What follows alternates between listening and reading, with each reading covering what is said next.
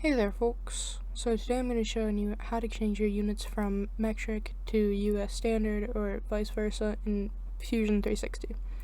So first you're going to be in this window, so you're going to go into your document settings here, click this little drop down menu, you're going to see units right here, mine's currently in inches. You can hit change active units, you see this unit type here, change it from inch to centimeter to millimeter to meter to inch to foot.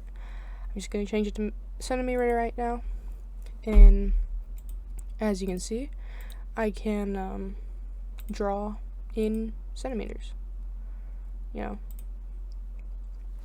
pretty easy. And then extrude and everything works the same exact way, it just goes in centimeters. Now if I wanted to, I could set it as the default, which means that if I now go and open up a new design, it's going to be in centimeters. Now if I change this one to, like, let's say inches, and I don't click set as default, and I just hit OK, this file will be in inches. See, it's in inches, and extrude and everything is the same exact way in inches, but whenever I go to open up a new file, it'll be in centimeters.